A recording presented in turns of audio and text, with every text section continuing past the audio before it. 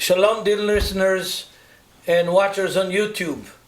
We are continuing to study the parables of Yeshua and stressing on the Jewish background of these parables. One of the big parables of Yeshua is a parable about 10 maidens that were waiting for the bridegroom. And like all the other parables of Yeshua, we need to put this parable back into the first century context, into the Jewish context of the words of Yeshua, because Yeshua wasn't a Presbyterian, wasn't a Baptist, wasn't a Pentecostal. He was a Jew. So were all the other apostles. And we need to look at the New Testament as a Jewish book from the first century and try to understand it from within its background. All right. This parable, I'm going to read it from Matthew 25, from verse 1 to verse 13. Then the kingdom of heaven shall be likened to 10 virgins who took their lamps and went out to meet the bridegroom. Now 5 of them were wise, and 5 were foolish. Those who were foolish took their lamps and took no oil with them. But the wise took oil in their vessels and their lamps. But while the bridegroom was delayed, they all slumbered and slept. And at midnight a cry was heard, "Behold, the bridegroom is coming! Go out and meet him." Then all those virgins arose and trimmed their lamps. And the foolish said to the wise, "Give us some of your oil, for our lamps are going out." But the wise answered, saying, "No, lest there should be not enough oil for us. But go rather to those who sell and buy for yourselves." And while they went to buy, the bridegroom came. And those who were ready went to meet him and went with him to the wedding, and the doors were shut. Afterward, those virgins came also, saying, "Lord, Lord, open for us." But he answered and said, "Assuredly, I say to you, I do not know you. Watch therefore, for you know neither the day nor the hour which the Son of Man is coming." Very interesting parable. It's a parable about wise and foolish. The New Testament is actually giving us several times stories and parables about the wise and the foolish. And this is one of them. But in order to understand it, we have to understand that there are many rabbinical stories contemporary and right near the time of Yeshua that also deal with the wise and the foolish. I want to read from you from the Babylonian tractate from page 61b. Another parable about the wise and the foolish, that is a rabbinical parable that you can see actually a context that is a bit different than the setting in which we are reading in the New Testament, but also dealing with the wise and the foolish. "Thou shalt love the Lord your God with all your heart and with all your might." It has been taught by Rabbi Eliezer, saying, if it says with all your soul, why should it say with all your might? If it says with all your might, why should it say with all your soul? Should there be a man who values his life more than his soul, more than his money?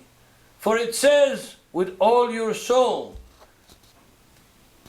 And should there be a man who values his money more than his life? For it says with all your might.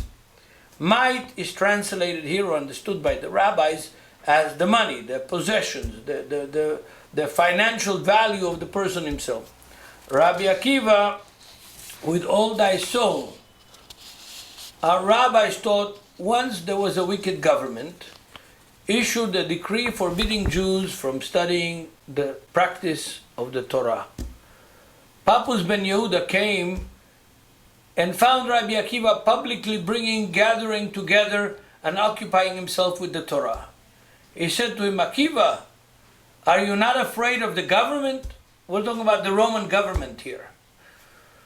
He replied, "I will explain to you with a parable.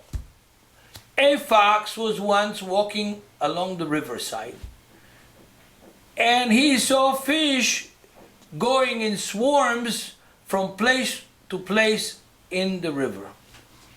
He said to them, "What are you fleeing from?" They replied, "We are fleeing those who cast nets to catch us."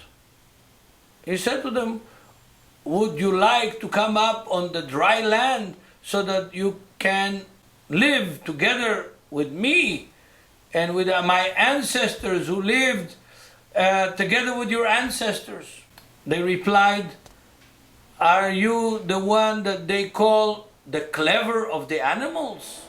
The fox is considered the clever of the animals. "Are you the one that they call the cleverest of all the animals? Are you not clever? You're foolish. If we are afraid in the elements in which we are already used to living, how much more in the elements in which we would die?" So it is with us. If such is our condition, that we sit and study the Torah, which is written for us, and it's life-giving for our days, if we neglect, how much worse off we shall be. It is related about Rabbi Akiva that he was arrested and thrown into prison. And Papos ben Yehuda was arrested and thrown into the same prison. And he said to him, Papos ben Yehuda, "Happy are you, Akiva, that you have been seized and put in prison by busying yourself with the Torah." And Rabbi Akiva replied to him that before he was executed, actually, that it was accepted for the kingdom of heaven to be better to be executed for studying the Torah than for mishandling money, because this Papos ben Yehuda was a notorious character. So we see in this comparison of the two parables that there is wise and foolish parables dealing with Torah. And it is interesting that when we examine the Jewish literature of the first century, that oil is considered Torah. So when we consider the parable of Yeshua about the kingdom of heaven and the 10 virgins, he is not talking about literal lamps and oil. He's talking about those people who are waiting for the bridegroom. He's talking about those people who are waiting for the bridegroom with Torah, extra Torah in their packages, waiting for the Messiah to come, than those people who only do whatever is absolutely necessary and don't think that they should be prepared for the worst and hope for the best. Those 10 virgins, 5 of them were prepared for the best. Were not prepared for the worst. They were not prepared for the delay of the bridegroom. We are now talking about Torah. The oil is the Torah, and these 5 had only what was absolutely necessary for them, hoping for the best.